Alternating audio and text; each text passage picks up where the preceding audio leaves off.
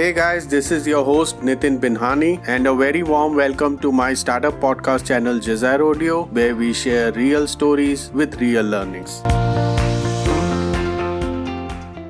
So this podcast is basically about understanding the nuances of angel investments. In other words, the why and how to get into angel investing. Thus, I invited Yamika Mehra, who's also been a guest in one of my earlier podcasts. Currently, Yamika is the venture partner at Favcy, and in this podcast, she will essentially talk about the reasons, the risks, as well as the potential returns involved in the angel investments. A brief on how you can do a basic due diligence before investing in any startup, and finally how Favcy or any other angel investment platform can help you in investing the pre-vetted startups. So let's welcome our today's special guest. Hey Yamika, welcome and pleasure to have you again on Desire Audio. Thanks so much, Nitin. Always a pleasure. So let's start with, why should professionals really offer angel investments as compared to the other financial instruments? So the idea is that maybe a few years ago, angel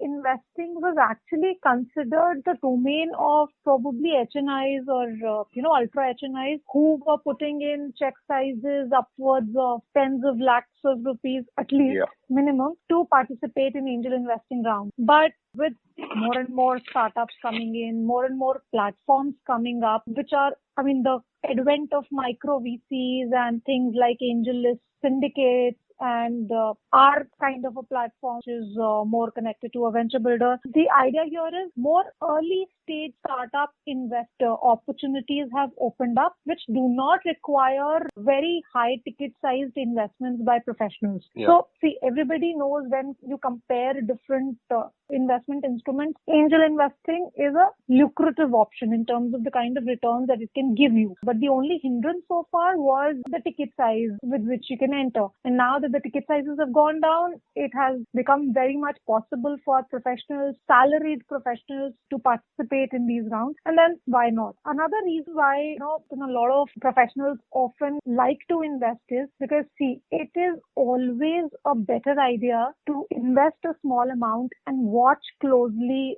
a startup grow, be part of its entire growth process and learn from it than, putting the money in your own half-baked idea and start up or start building a company. So if, you are a professional who wishes to start a business of your own or wants to have your own business one day, sometime, it's always a good idea to invest small amounts and learn by way of, your angel investments in multiple portfolios. So yeah, of course, there could be a lot of other reasons, but I feel that these two are a couple of prime reasons which attract professionals to get into angel investing. Great. So what are the risks and the potential returns involved in the angel investments? Angel investments are subject to great market risk.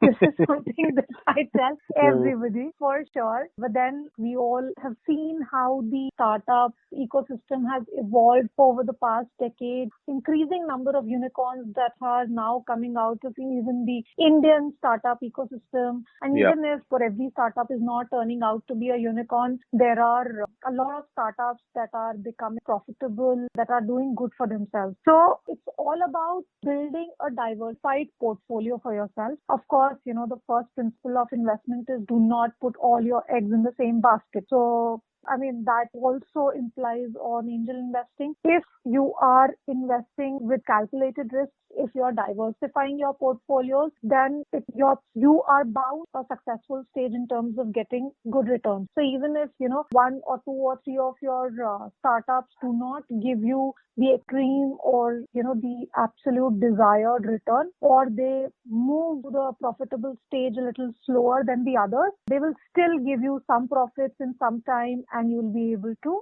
basically make up for the losses that you've made in one by the profits that you make in the other. In fact, it is said that, even if one startup in your portfolio is successful, then it makes up for your entire gamut of investments that you've made in all the other startups. So although industry average is about, say, 13x in terms of returns, which is like huge if you compare it to any other mode of investment. But yeah, one of your portfolio startups might even give you a 1x or a 2x, while another one can give you a 10x to 15x, which kind of, averages it out. So although there's risk, there's return as well. So if you are taking calculated risks and diversifying your portfolio, you're more like seed.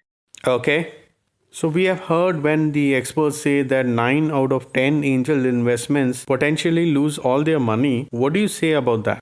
It's like that one winner that you are able to get out of those 10 investments basically makes up for all the other 9 as well. That's the principle. So, when we talk to professionals who are looking to get into angel investing, one thing that we tell them is start building a pyramid within your portfolio. What does it mean? That even if you have a 10 lakh kind of corpus for over a year, to choose small ticket size opportunities, it can be even as low as something, say, like 2 lakh per startup, and invest in 5 of them. Forms the base of your pyramid, and then observe them and choose a couple of winners and then double down in them. And then eventually chase the winning startup, and then you can further consolidate your position in it, and thereby, building a portfolio pyramid and thereby reaping the benefits.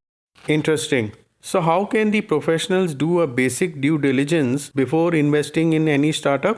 So, Nathan, one thing I am assuming here that we are talking about very early stage investments. Yeah. Because when we are talking about professionals and we are talking about angel investments, the startup opportunity is going to be very early stage. The most important thing at this stage is the founder. Even when you are considering or looking at the qualities within a founder, couple of things that should stand out. A, the experience of the founder in the domain in which he or she is starting up should be exemplary, in the sense that me and you cannot read 100 articles and get that knowledge, that kind of depth in knowledge that founder has already in that space. So that is criteria number 1, definitely. The second is that the founder should have the drive or the perseverance to take it all the way. So, sometimes we see such enthusiastic founders, but then, they are not able to take the startup the entire way and lose their enthusiasm midway, etc. For various reasons. As an investor,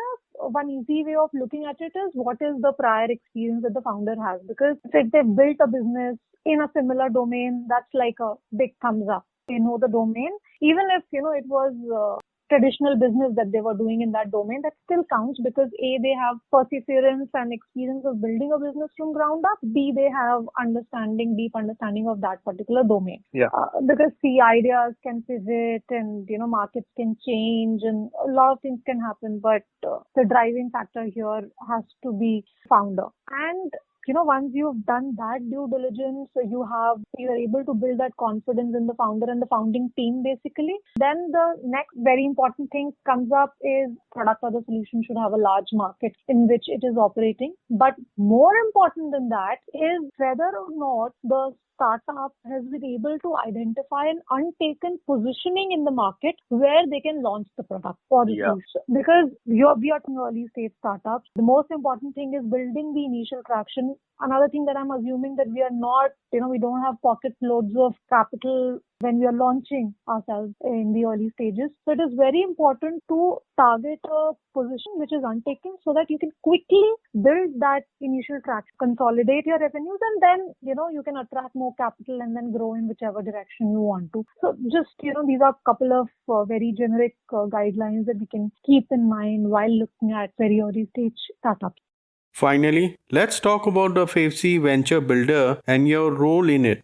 So, Favcy Venture Builder is essentially a product that works with very early stage startups. In fact, more often than not, works with almost, idea and concept stage startups and assist them, taking them, throughout the entire 0 to 1 by 0 and idea, concept, and by 1 consolidated revenue stage. VCs looking at the deal, etc. So now, while Favcy Venture Builder is working on this set of portfolio startups, what I am building is an investment network arm called Favcy First Check, where we are working with first-time angel investors, small ticket-sized angel investors, and we are showcasing this deal flow which we are getting from Favcy Venture Builder to these first-time investors. They get interested because the deal flow is pre-vetted by the venture builder, plus it is risk mitigated because the venture builder is involved in the initial journey, mitigating the risk that is usually associated with an early stage startup. So the kind of investors that we work with are, of course, smaller risk appetite investors. It always helps if,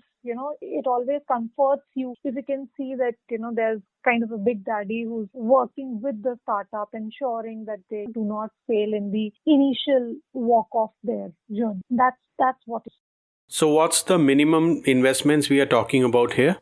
The minimum invest begin at even a 1 lakh rupee ticket size on the platform, which is a huge thumbs up. We get a lot of thumbs up by a lot of professionals who, earlier used to think that they cannot participate in investing if they do not have deep pockets. But with the platform that we've come up with and the kinds of deals and the stages in which we get them to invest in, since we also allow ticket sizes as low as 1 lakh. But of course, it depends on the stage of the startup in which you are investing, whether or not that size is available. So if it is a pre-product startup, a smaller ticket size is available. If it is a post-product startup, the ticket sizes go up. But along with the ticket size, which is a huge consideration for first-time investors, small ticket size investors, there's another thing which, kind of attracts them to the kind of deal flow that we have, which is the multipliers that we offer on these. Since all these investors have a form of convertible notes, so there's, of course, these investors are participating in the,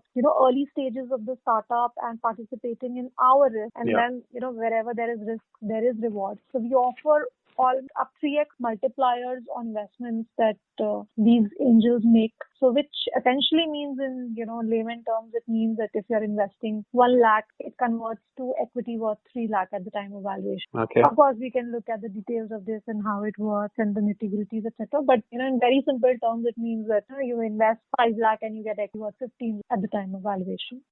So with this, we have reached at the end of this podcast. Yamika, thank you so much for sharing some great insights, and we wish a great success to you as well as to Favcy. Thanks so much, Nitin. Thank you so much for having me here. Always a pleasure to talk to you. Are you a founder of an early stage startup and looking to raise funding? Get your startup investor ready before even you start pitching to your prospective investors. For know-how, please visit www.jazaro.in. That is www.jasaro.in.